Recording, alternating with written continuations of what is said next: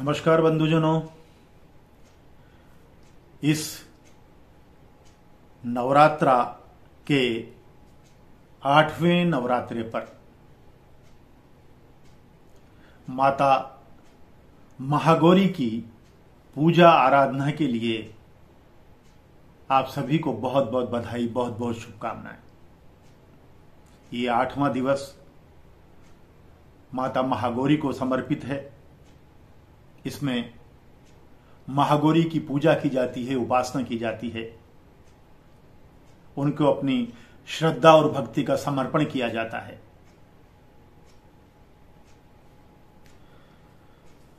तो पौराणिक कथाओं के अनुसार तथ्य यूं सामने आते हैं कि माता पार्वती ने भगवान शिव को पति के रूप में पाने के लिए अत्यंत कठिन तपस्या करने का रास्ता चुना और उन्होंने बिना अन्न जल ग्रहण किए त्याग कर दिया अन्न जल का और घोर से घोर तपस्या की। इतनी तपस्या की कि उनके चेहरे पर, शरीर पर धूल और मिट्टी जम गई, जिससे उनका चेहरा, शरीर मलिन हो गया। अन्न जल त्याग करने के कारण उनका शरीर क्षीण हो गया। भगवान शिव ने जब उनकी तपस्या को देखा तो वो उनकी तपस्या से प्रभावित होकर, प्रसन्न होकर उनके समक्ष प्रकट हुए और उन्हें तपस्या रोकने के लिए कहा।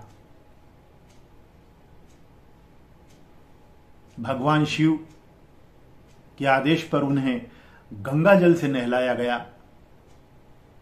और जो मां क्षीण हो गई थी, मिट्टी और धूल के कारण मलिन हो गई थी, वो जैसे ही गंगा जल से उनको नहलाया, वो उज्जवल धवल बिजली के समान श्वेत गौरवर्ण हो गई। यानी गौरी से भी गौरी महागौरी हो गई। भगवान शिव ने उनको मनवांछित देकर उनको अपनी पत्नी के रूप में स्वीकार किया।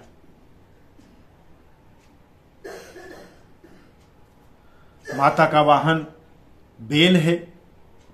उनके 2 हाथों में त्रिशूल और डमरू सुशोभित होते हैं तथा 2 हाथ वर मुद्रा और अभय मुद्रा के रूप में भक्तों के लिए प्रस्तुत रहते हैं। माता का यह रूप जो है वो अत्यंत शीतल, शांत और सौम्य है। भक्तों को आंतरिक दोष से मुक्ति दिलाता हुआ ये सुख और समृद्धि प्रदान करने वाला स्वरूप महागौरी का है।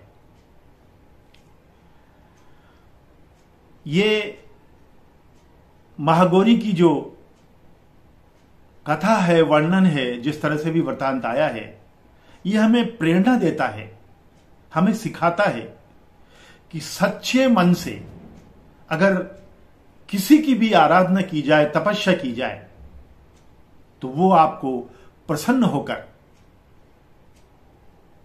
और अपना वरदान देते हैं,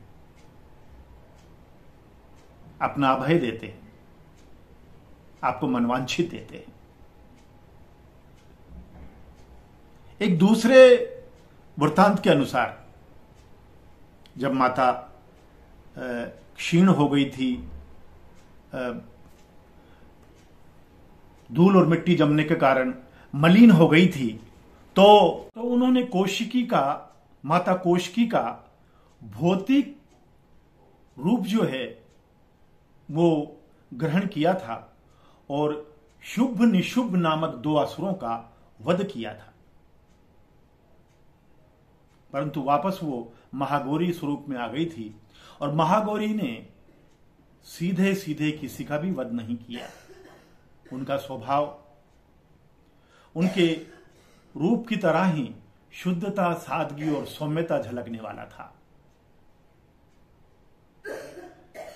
महागौरी अद्भुत हैं, दयालु हैं, कृपालु हैं।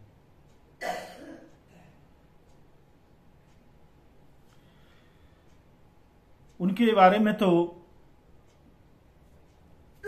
इतना ही समर्पण किया जा सकता है कि छोड़ अन्न जल हुई तपस्विनी, जीर्ण शीर्ण हालत पाई।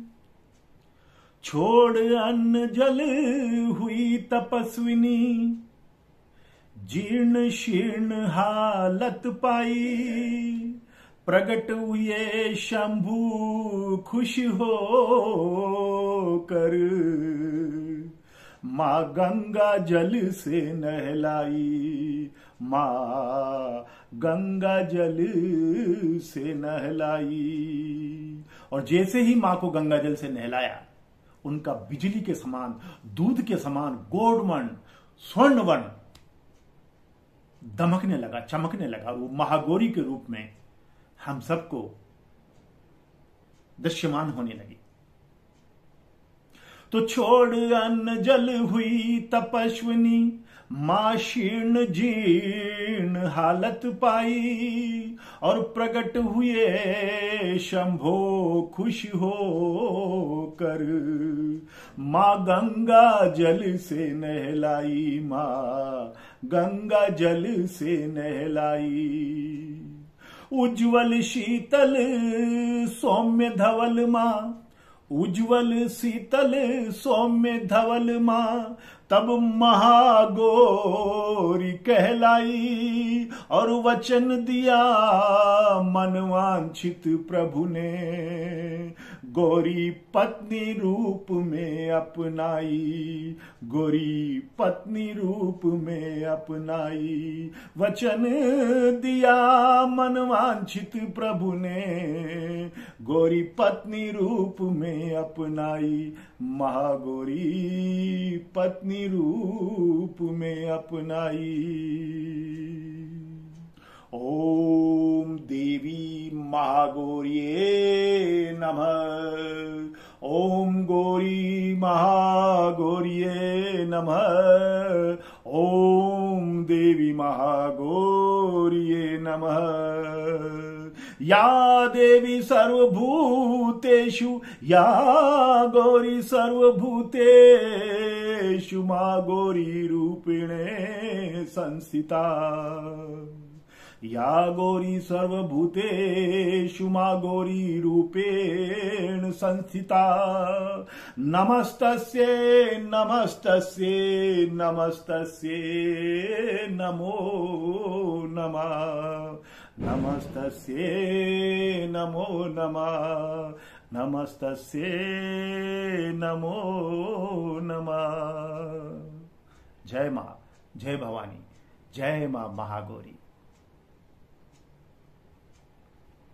आप सभी को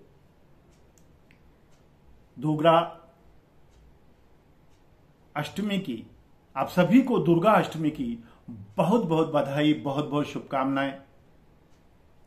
आज आप सब अपने अपने घरों पर अपनी इष्ट माता की पूजा करेंगे दुर्गा अष्टमी पर।